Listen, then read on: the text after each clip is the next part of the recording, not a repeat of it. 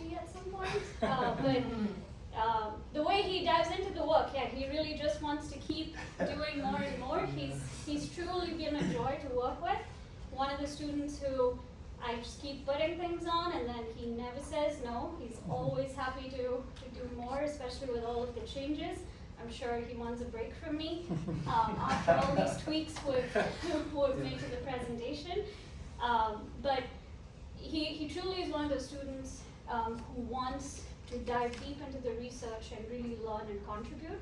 And so I think he will be successful in whatever research environment he goes into. So also as part of this project, you'll hear we've worked a little bit with the MREL water team, and some of the work that Jake has done is stuff that they're interested in. So hopefully it'll lead to Jake going and doing some good work at MREL.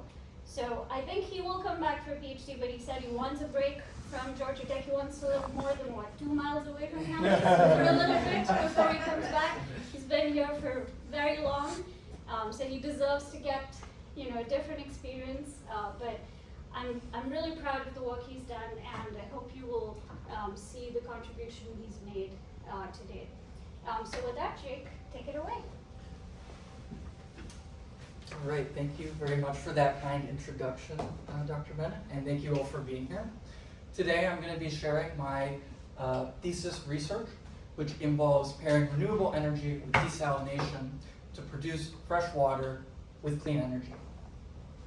So to begin, I didn't test the clicker. Okay, we'll switch to mouse then. Or not. Oh, okay. That's going to be it. Oh.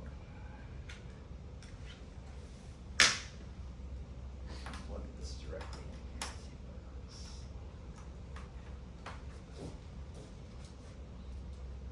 here. Okay, there we go. Okay. All right, so to begin, Earth's water resources are abundant, but the water that we can use is much more limited. We can only use fresh water, which is less than 1% of the global water supply. Conventional resources include rivers and lakes, as well as groundwater, but increasing population and changing climate is putting more and more stress on these water resources.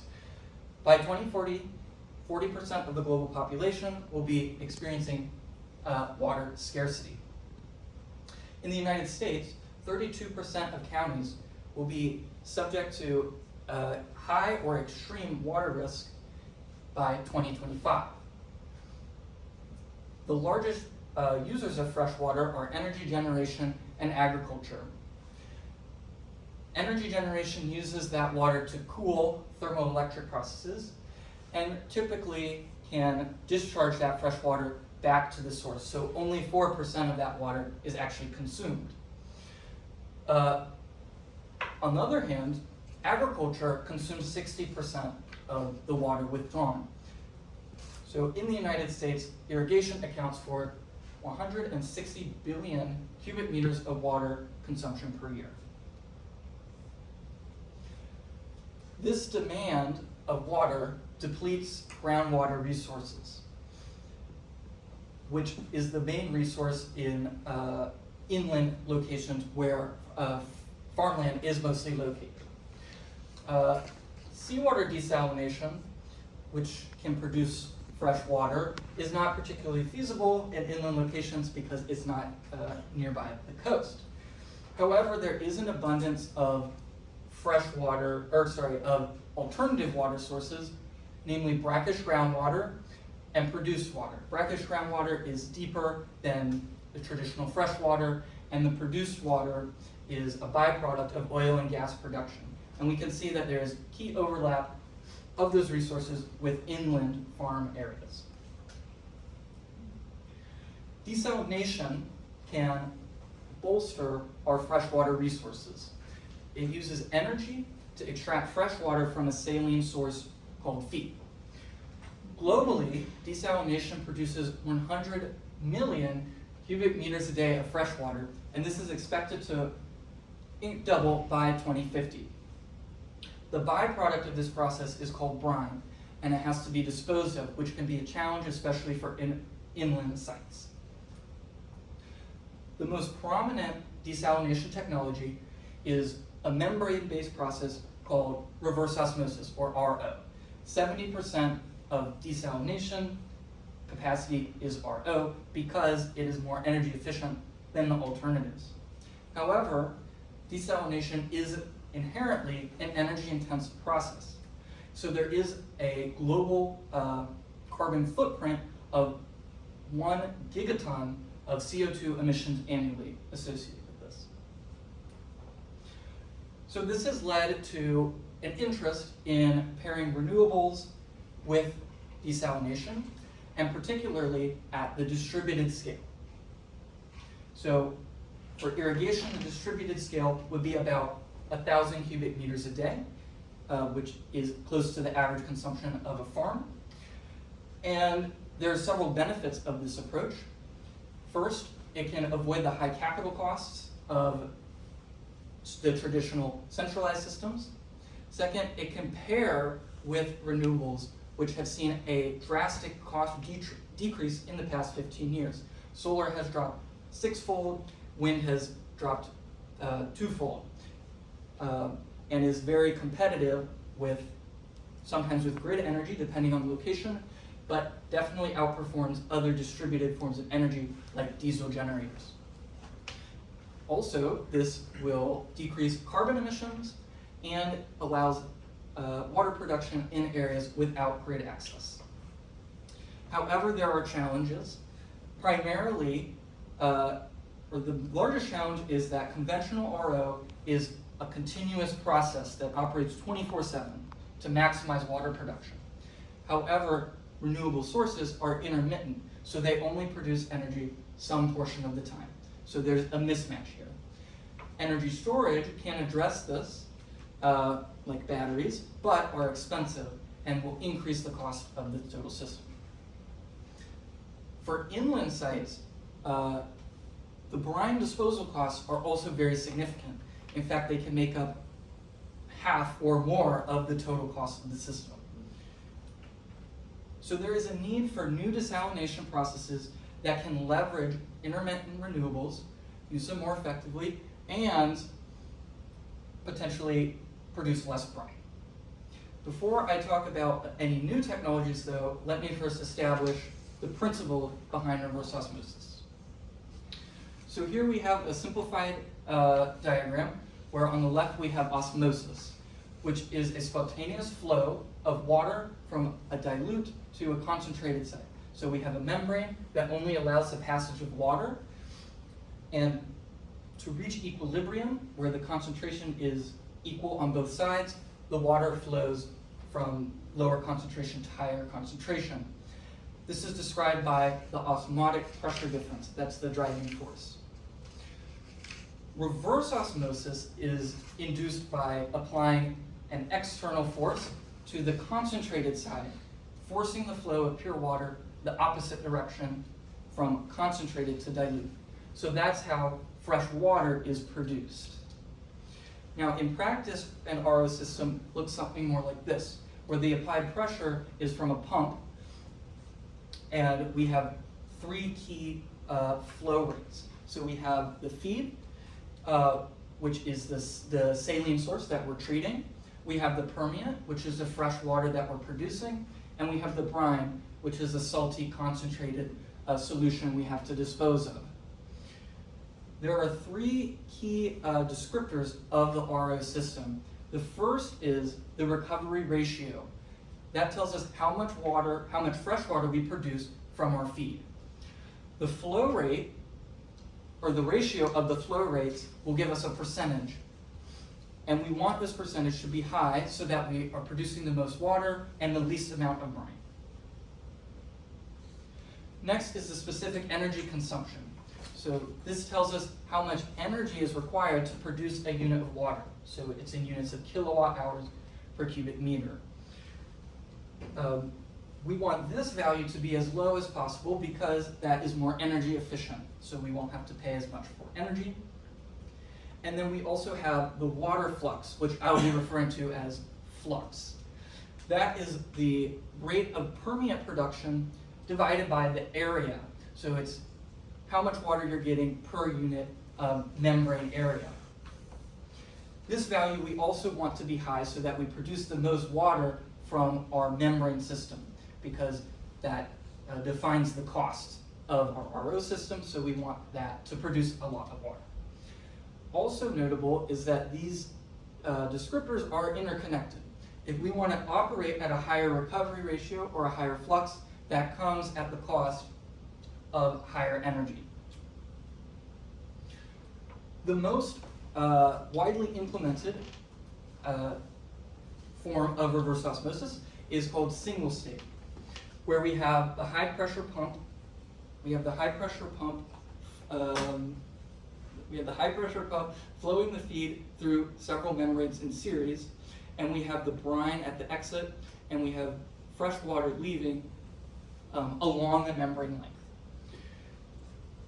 As the feed moves through the membranes in this direction, the salinity increases because fresh water is leaving. That means that the salinity will increase along the length as well as the osmotic pressure. The difference between the osmotic pressure and the applied pressure in purple is the driving pressure. That's what causes the flux to move through the membranes. So as we move along the membrane length, the driving pressure decreases, resulting in lower flux. So this spatial variation results in a flux distribution where there's a peak flux at the beginning, and then relatively low flux at the end, and then an average flux that is considerably below the peak flux. Which the peak flux is something that is limited by the membranes. There's only a certain amount of flux that it can physically handle. So these differences, the difference in osmotic pressure also causes an energy inefficiency.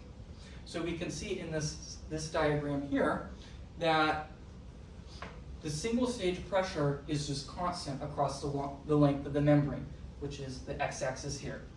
The osmotic pressure, though, increases. Now, osmotic pressure curve is actually the minimum pressure that's required. So if we were to follow exactly that curve, that would be using the minimum amount of the thermodynamic minimum amount of energy possible. Single stage fundamentally cannot achieve that because of these spatial distribution of the salinity. I also want to note that energy recovery devices are used with single stage, and they recover the brine pressure, so the brine is still pressurized and it can recover that energy, but it does not save the energy from this spatial distribution. And then lastly, I want to note that this is a steady state process. So the flow rate, the pressure, the flux, those are all going to be constant with respect to time for a single stage system. This is in contrast to batch RO, which is a process innovation that produces water more efficiently than traditional approaches like single stage. It does this through a cycle. The beginning of the cycle is where we have the feed filling the membrane area and the tanks. Then we start applying the pressure by filling this bladder with water that does not mix with the feed. And this, as it expands, it applies the pressure required for the desalination, or for the reverse osmosis.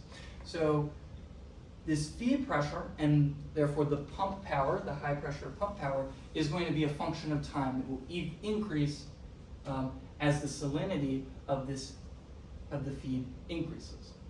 What this allows is the average flux to be much closer to the peak flux, because we have less spatial variation and less energy is wasted. We can see that again on this curve here, where we have the batch RO is increasing the pressure with time, but it's staying much closer to the theoretical minimum here. So the wasted energy is much less. Right?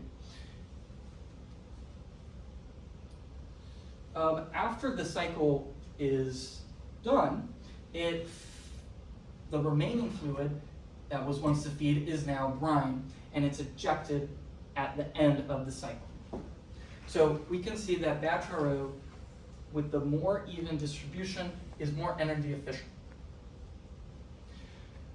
So the previous two slides kind of established the theory, but we can model this system in more detail using the solution diffusion model. That model is a series of, or a set of equations that are commonly used that describes transport of water through a non-porous membrane. So the water, there's a concentration gradient of water molecules and also salt molecules, and the membrane has some sort of resistance to the movement of water and salt. So because this is a desalination process, this has a very high resistance to salt passage, whereas it allows water passage. So the way that this model is implemented is actually taken from existing work and slightly modified. And it takes the average flux and the recovery, and it uses that to calculate how much work is used over the cycle to obtain our specific energy. Then the way it actually operates is it's a numerical approach that divides the membrane into small cells, seen here, and it also divides time into very small time steps. So at each cell and each time step, the equations determine this term here, the flux at each local cell, so then we can calculate the average flux and update the pressure accordingly, so we can track that osmotic pressure curve. Single stage RO can also be modeled with this same approach. The way that was done is that the concentrate is not cycled back into the tank. So right here, right, concentrate, the feed comes in here, some permeate's produced, and then the concentrate goes back into the tank. That's how batch works, but single stage, we just remove that and say that this tank is going to stay at a constant feed salinity, and that we can run and allow it to converge to steady state. So when we do this, we can confirm that batch outperforms single stage by operating at higher flux, lower energy, and higher recovery. It can operate at higher flux because the distribution is more even, so that peak flux that was limiting us earlier, we can get closer to that with our average flux. That also allows us to achieve higher recovery. And the lower energy consumption comes from closely matching the osmotic pressure curve. The results from this model for a particular feed salinity are shown here. So the two single dots, here and here, are for the maximum recovery. So we can see batch can achieve a higher recovery. And we can also see that if we're at some reference point, so this point here, batch can produce more flux at the same energy, or it can produce at the same flux at a lower energy. And so we can quantify that using this model, and that will be used for our results. So this leads to the research objectives, which what I just described is more or less already known. But what has not been explored is how do these benefits translate to a renewably powered RO system.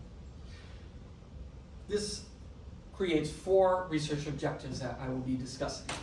First, we need to develop a modeling framework to evaluate renewably driven RO systems. And we want to do this by identifying performance metrics, modeling the subsystems, and then evaluating the costs. Then we can determine the extent to which these operational advantages pair well with renewables by applying the framework from the first objective to a case study with solar PV and produced water feed. We can determine the impact of energy sources on system design by applying the framework again to evaluate the differences between PV and wind systems.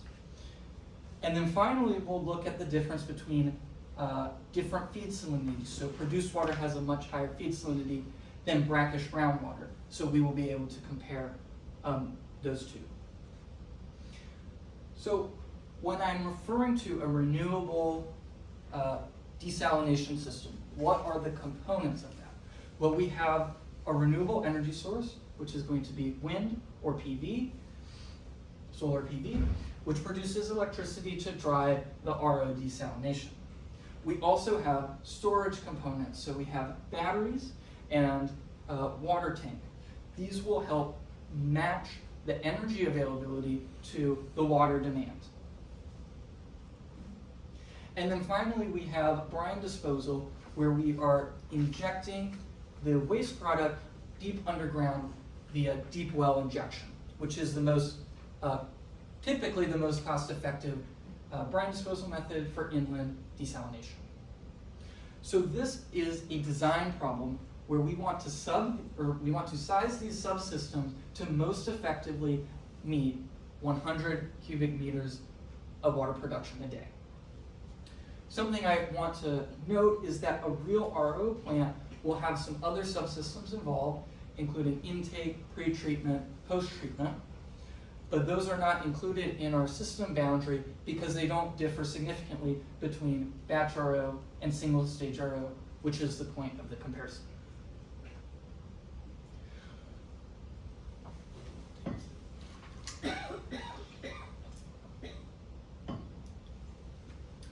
So we can model these subsystems with this framework is what I have created to model the subsystems described earlier. So the starting point is the water demand. That's what our system is setting out to achieve. And that's some data source can provide that. Next is we take weather data, put that into an energy system that will tell us how much hourly energy is generated at that location by that energy generation technology. Then these two things feed into kind of the keystone model here, which is the intermittent desalination model, which I will be referring to as the IDM. So the IDM is modeling how well the energy input is being transferred to the water demand. And it includes modeling the performance of the energy storage, the RO system, the water tank. Because it's modeling the RO system, it requires the use of the solution diffusion model to describe the RO system. So the specific energy and flux are parameters that define how the RO system can operate. So we can take that from the solution diffusion model discussed earlier. There are some inputs into the solution diffusion model. For example, the salinity will change the specific energy and flux. And then there are also RO system parameters, like how it's designed, for example, what type of membranes to use. From here, the outputs can be fed into the techno-economic model. So this will tell us how much the system costs and how it performs over its lifetime from a financial perspective. So the techno-economics and the intermittent desal model both can give us the performance metrics, which I will be defining in the next few slides. But the reason we have these performance metrics is so that we can quantify and evaluate the performance of the system. So we can do a comparison, and also so that we can optimize system design to achieve these performance metrics. So I'll start by going deeper into the IDM. So solar energy in this example, solar energy is being converted to water. Now the solar energy profile, I should note, is coming from System Advisor Model, which is a software by NREL that pulls weather data and can tell us what a sample system, PV system would produce. Then we can take that profile and look at the subsystem sizes and whatever other parameters, put that into the intermittent desalination model, and then come up with how much water is produced. So we're going from this hourly profile of energy to a daily profile of water production. So here the water demand is just flat, which is the assumption we'll be working with today. Now the energy profile can be scaled relative to how large our energy system is. So this shape won't necessarily change depending on how many PV panels we have, but the magnitude of it will change. And the water produced is going to vary over time because we're using an intermittent energy source. So next I want to break down the performance metrics that relate to energy use. So first we have our available energy profile, and now I'm showing the power use profile of the RO system. So if the system has sufficient power to operate, then it will use this level of power, which is defined by the flux, energy, and membrane area. If there's not enough energy, then it will turn off, so it'll be shut down. So that's defined by this, or that limit is defined by this inequality here, where the power of the RO system must be less than the available power plus the stored power. So we can see that here, the PV power, or the RO power, is greater than the PV power, which is possible because some of that energy is coming from an energy storage system. Now, batteries do not generate energy, they have to get that energy from somewhere. So what happens is it charges during the day and then discharges in the evening to allow the RO system to operate for more hours. And this is done for every hour of the year to determine the RO operation. Now the remaining energy here in green is what we would call the direct energy use, which will be quantified as a performance metric by taking the fraction of direct energy use to the total energy use, so the total area under the red curve. This is a value that we want to be as high as possible to match the, to reduce the requirement for energy storage.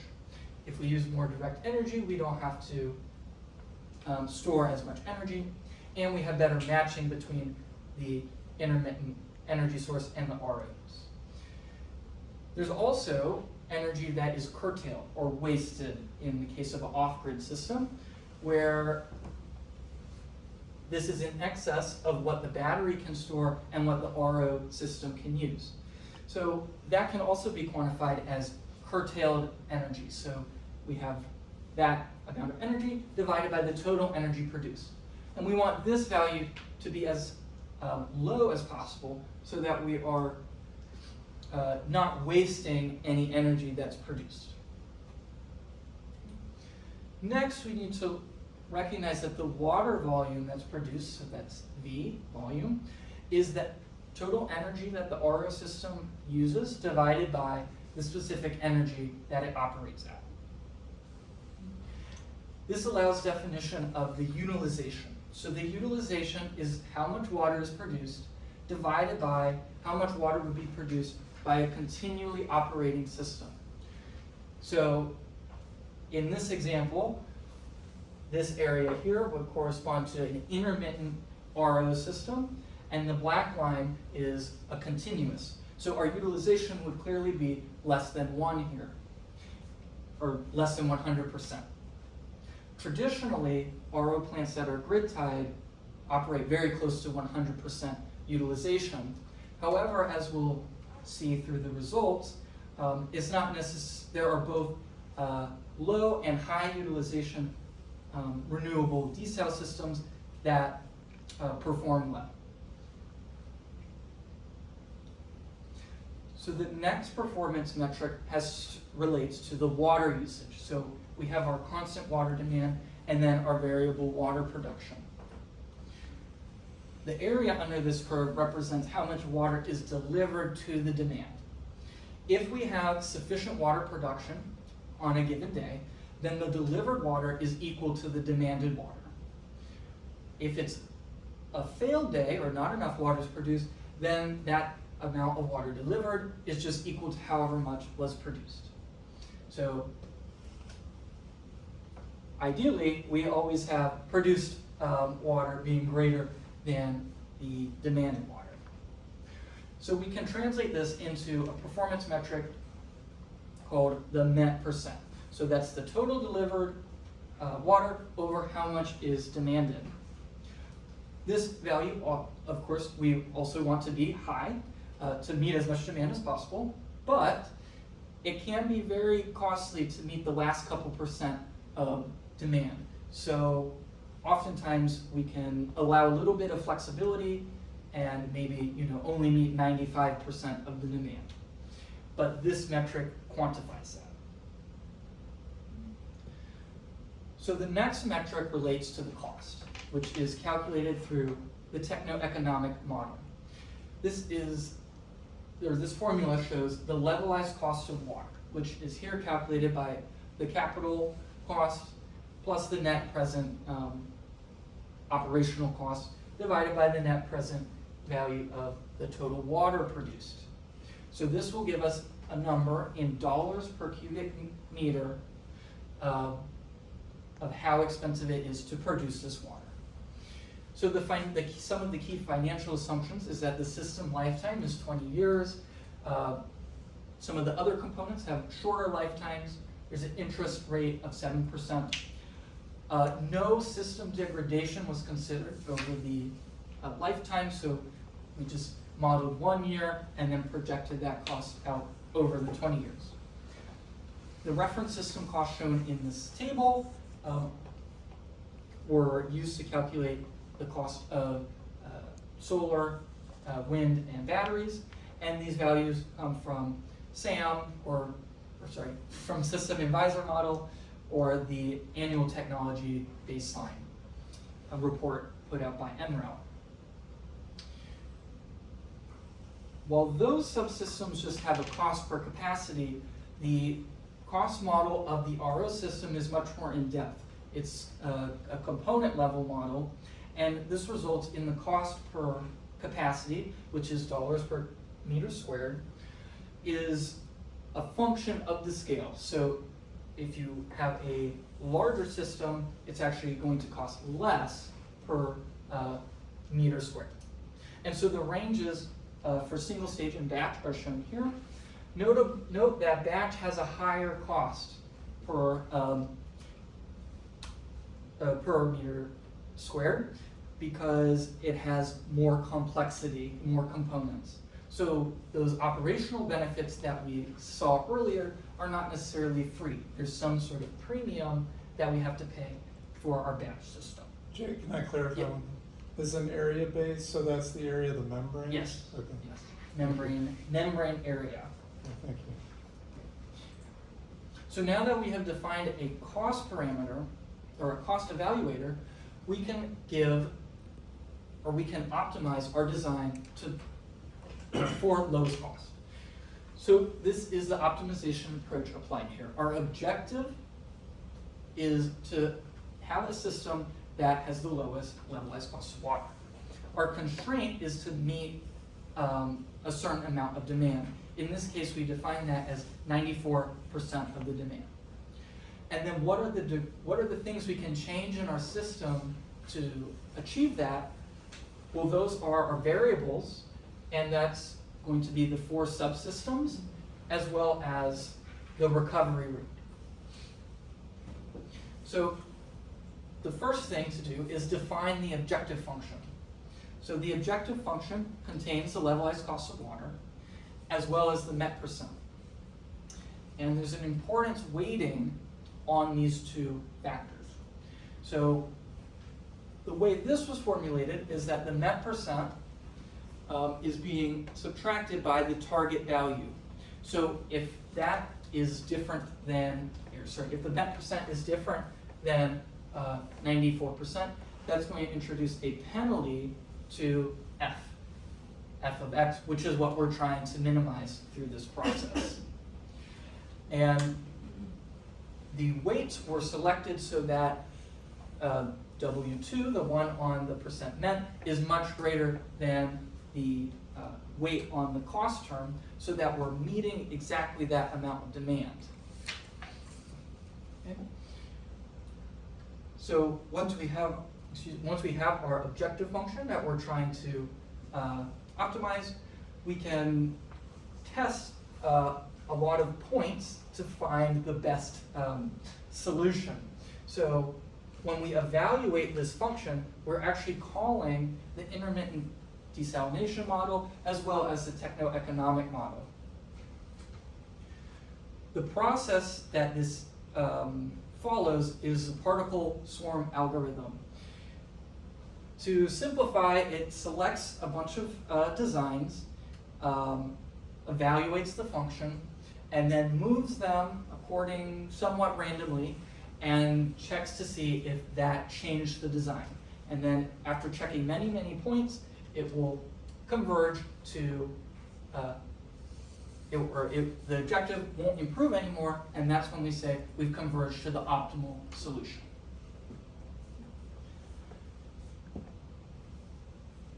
So this completes the first research objective by developing a modeling framework to evaluate renewably driven desalination systems.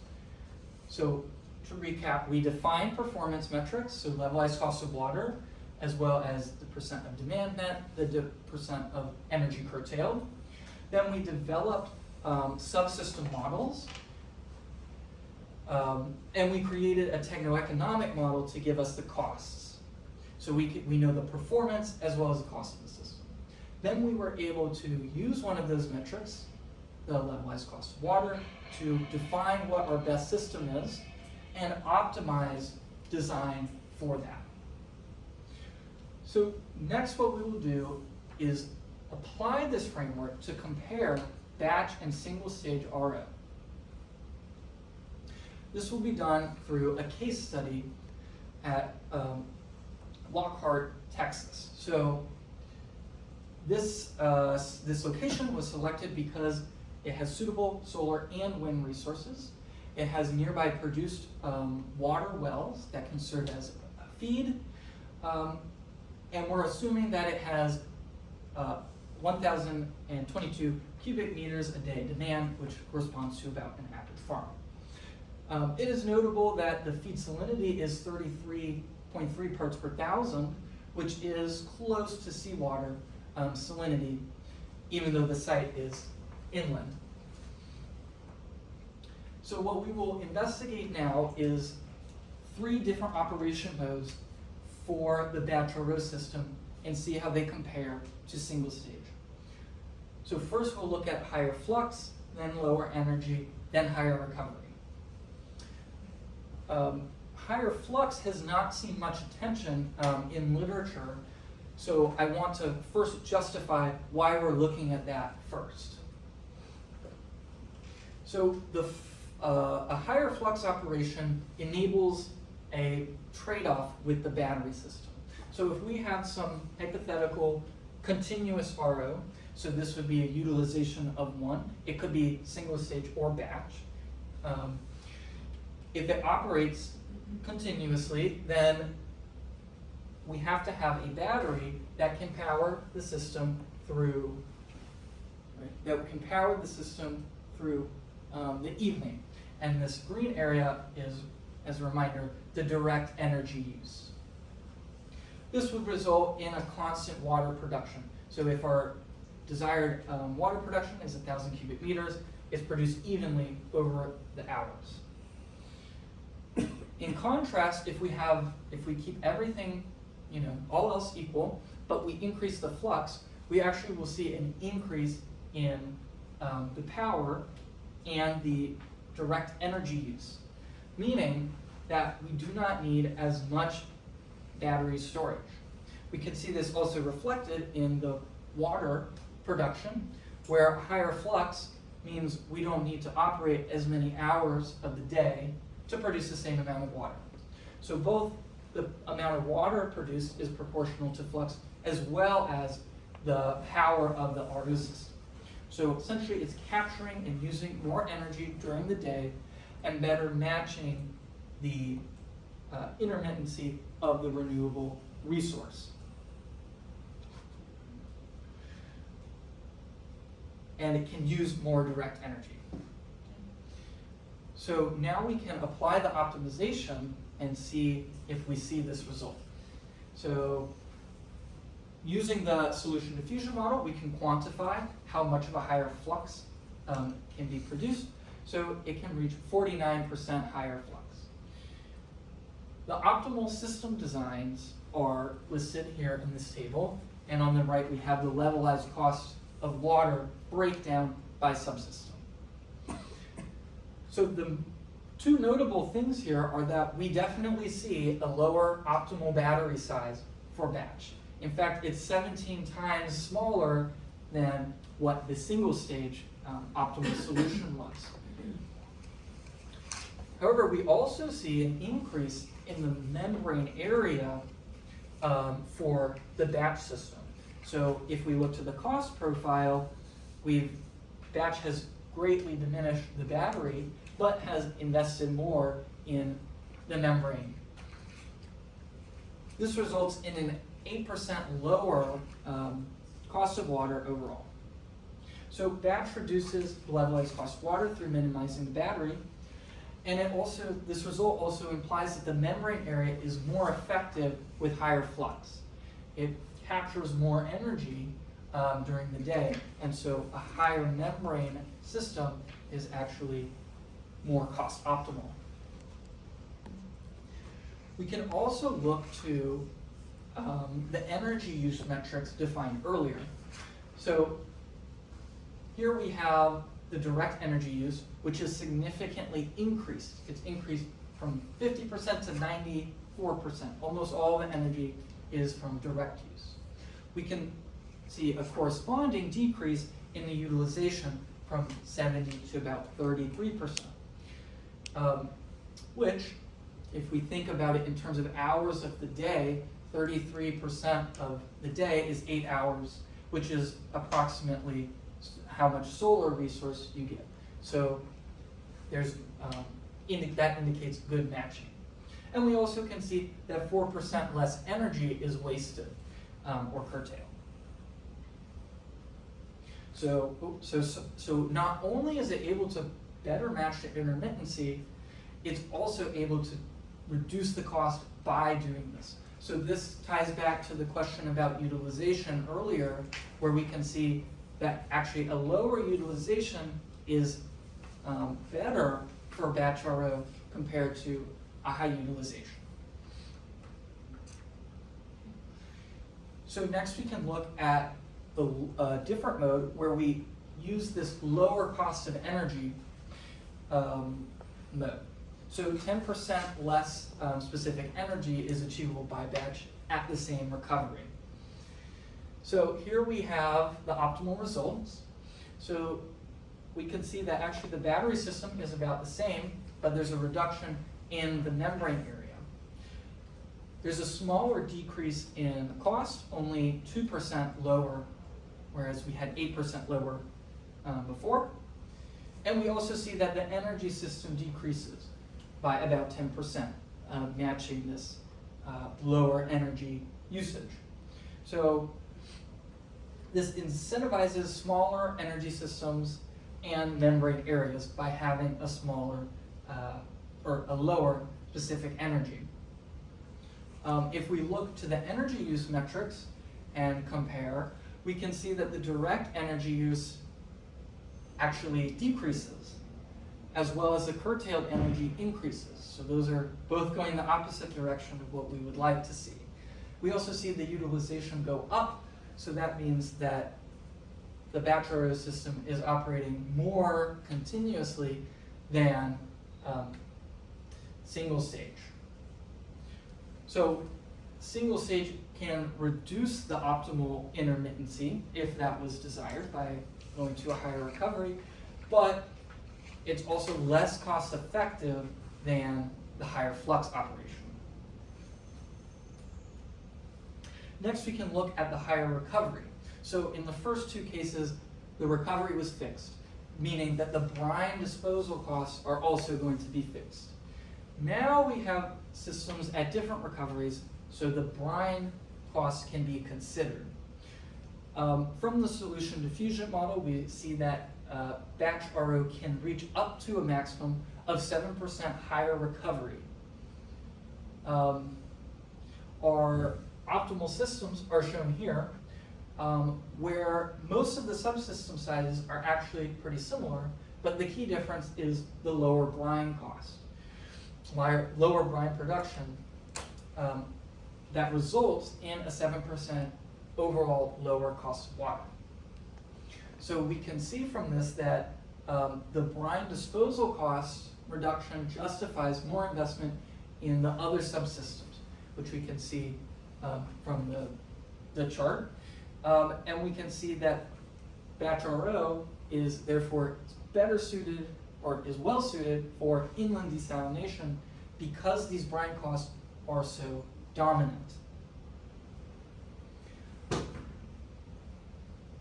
We can also look a little deeper here at what exactly the optimal operating condition is, because the optimization was allowed to look all the way up to the maximum recovery to low recoveries.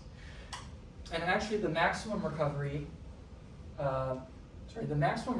is 63% for batch, but that was not selected as optimal because the flux decreases towards the recovery limit.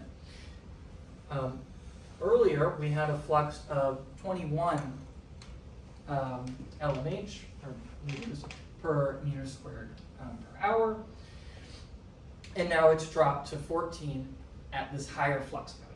So further increase in recovery is going to not increase, or is not going to be cost optimal. And when we look at the energy use metrics in the table on the right, we can see there isn't actually much difference between the two systems because they're at about the same flux and energy. So they use energy in a similar way, but they produce a different amount of brine. So now we can complete this research objective and determine the effectiveness of these operational advantages of batch with renewables. So first, in this comparison table, we can see that the levelized cost of water is decreased the most by brine, or by increasing the recovery and decreasing the brine. However, it has very little impact on the improvement of energy use. Higher flux, on the other hand, has the most impact on the energy use and provides cost savings. Lower specific energy also reduces cost, but is the least effective of the three modes and does not improve the use of the energy. So now we can apply the framework to another research objective and determine the impact of different energy sources on system design. So first we can look at a PV system, which is what we've been analyzing so far. Solar energy is characterized by diurnal cycles where every day there's power during the day and then it's off during night.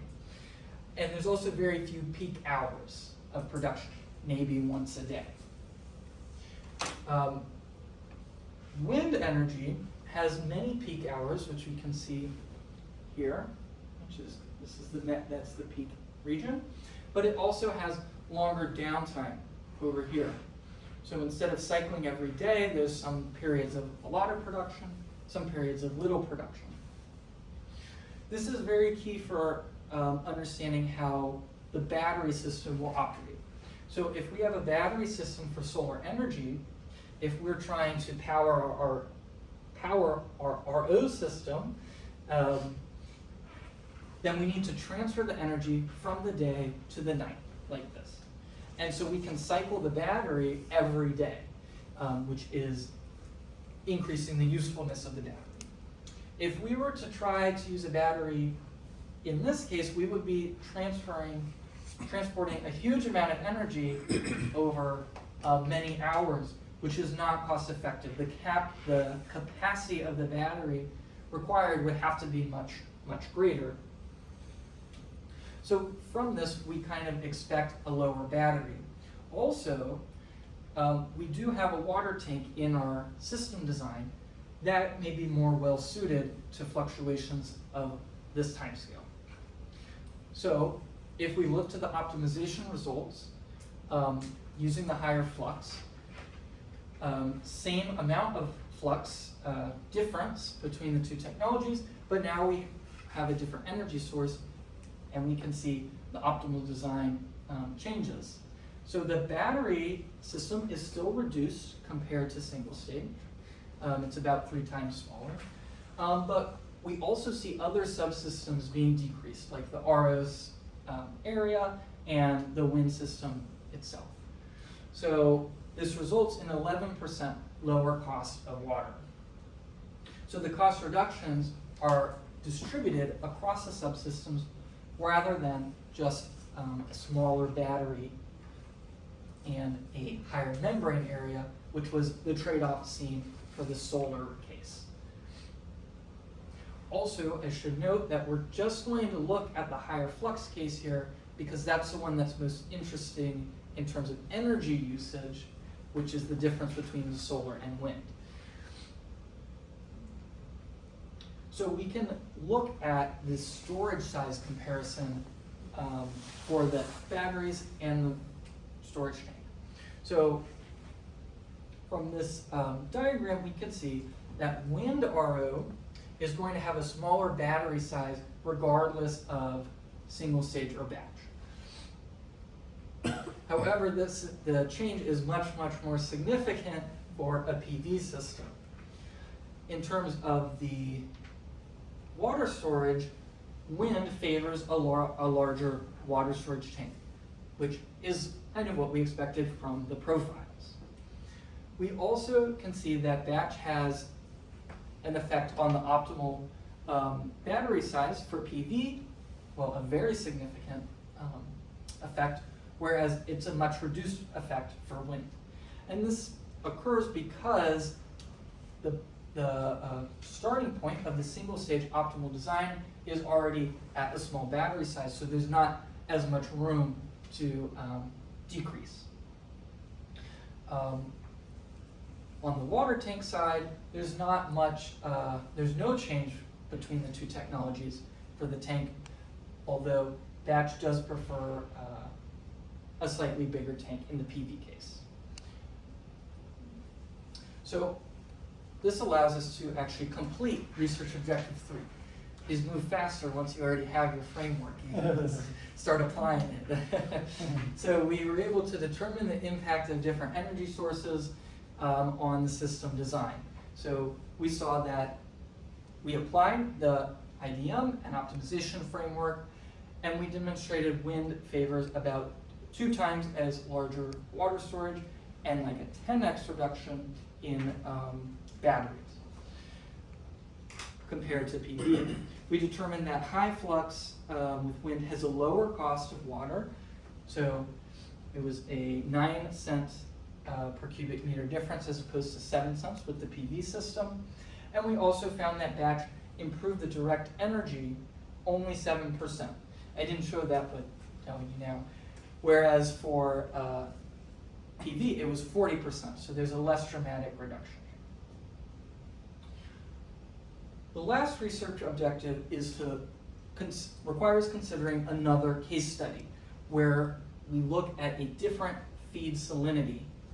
So this location selected was Madera, California, where there is a brackish water, or feed in the brackish water range of 8 parts per thousand. and this location has very strong solar resource. From the solution diffusion model, at this new salinity, we have different results.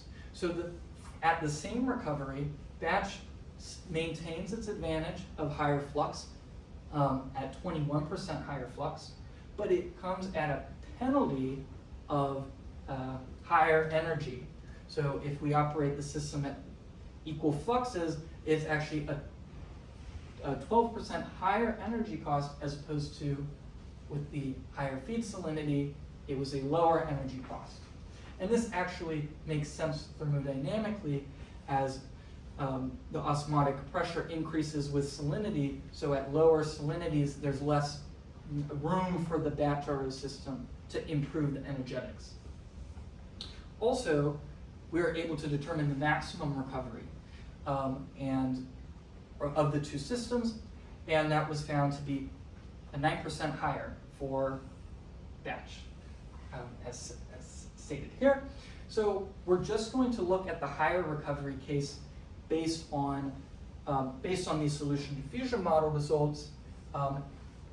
Those benefits are not as significant, whereas for our inland desal, we know recovery is going to be significant. So these are the optimal cost results, and we can see that there is actually an increase in battery capacity, increase in PV size, but we do still see a decrease in the brine production. So this amounts to 11% lower levelized cost of water. So what we can see here is that the benefits are significant even with higher energy system requirements and larger subsystems. This example is a more exaggerated version of putting investment in the other subsystems to reduce our brine disposal costs. So we can now answer our fourth research objective, where we determined how the feed salinity impacts design. So we applied our framework, and we found that batch has a cost advantage from higher recovery, but we revealed that the other two modes, higher flux and lower specific energy, are not cost effective.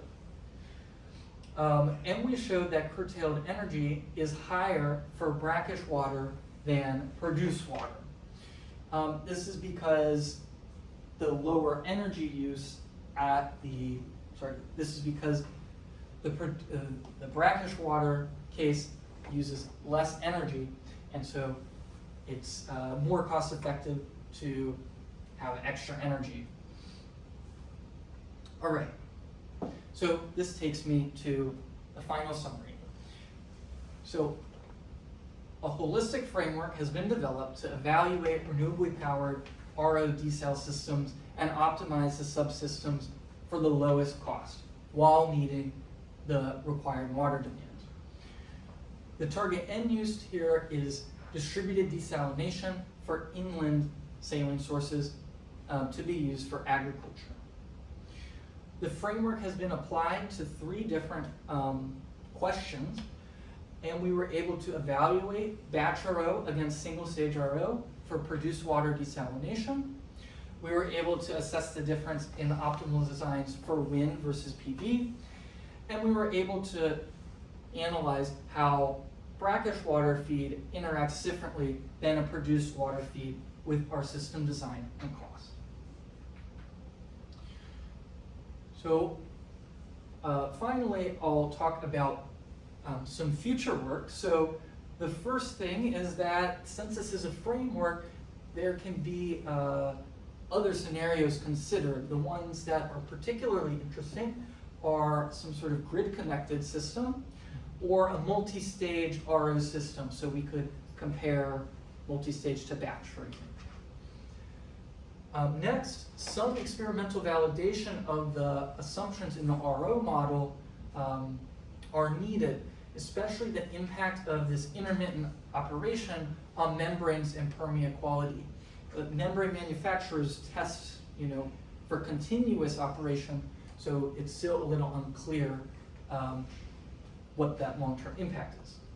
And then finally, we could introduce more design variables to our optimization, such as our membrane selection and the arrangement of those membranes. That could make the RO system better suited for intermittent operation or using intermittent renewable energy sources. All right, so that brings me to my longest slide. But thank you to my committee, Dr. Simmons, Dr. Hatzel, Dr. Menon, as well as Dr. Bukovala, who can't be here today. I definitely need to acknowledge Dr. Quantum Wei. His work on batch reverse osmosis is kind of the basis of this work, and he was able to directly work with me to provide guidance on modeling and costing those systems. I also want to thank the water team at NREL, so Dr. Scott Struck, Dr. Zachary Binger, Mukta Hukdar, and Carbone Sitterly for their feedback throughout the past couple of months has been very insightful. I need to acknowledge some funding sources, the School of Mechanical Engineering, which provided funding through GTA position, as well as Strategic Energy Institute with Dr. Simmons. Last summer worked on the Energy Shed project there, and the Brook Byers Institute for Sustainable Systems. And another acknowledgement to Dr. Menon for her guidance and mentorship through this process, and for being flexible with my ever-changing graduation dates.